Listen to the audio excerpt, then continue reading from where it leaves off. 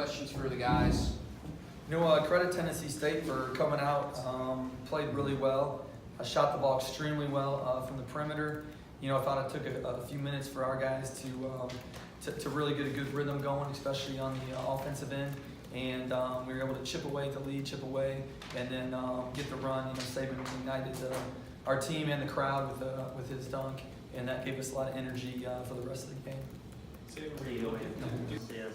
Is his job right now bigger, and is it harder to take on that bigger job?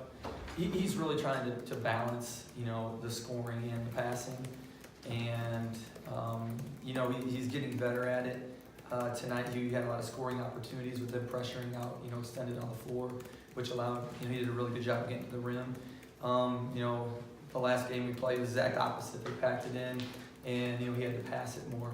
So I think it's going to be an ongoing process with him, when to score and when to pass.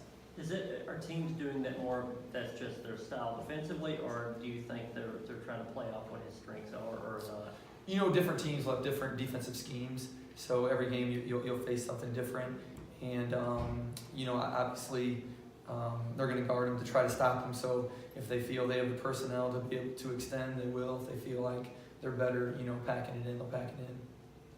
Were you concerned about a possibility of a slow start? Are you always concerned coming off Christmas? Is that a possibility? And what do you think happened with that? Yeah, you kind of hit it with your earlier question, and we've gone back and looked at our games, and this has been common for our team. So we've tried multiple starting lineups to try to get some more energy to begin the game with. But one nice thing is the team's been able to bounce back from a deficit. And I want to say we faced a double-digit deficit maybe about 5 times out of these 11 games in the first half. And so they've shown a good ability to come back. Obviously, you don't want to be in those situations, but the good thing is they're fighting from being behind. So starting Yanni, was that experimental, trying to find the right rotation? He's been playing really well lately, and I don't think he played as well at the beginning, but I thought second half, his defense and his 3 steals helped turn the game for us, and allowed us to get out in transition and really gave us a good boost. So, really credit him for settling in the second half and really playing well defensively. Since Darius has been out, that extra starting spot is going to Cleavon, to Moyer, and now Yanni, bigger guys. You expect it to stay that way, or do you think you could see where B. Smith or Evans could be in the lineup? Beginning of the year we were playing Matt Ryan a lot at the 4, with Darius. And, we were really, getting out in transition and really scoring the ball well.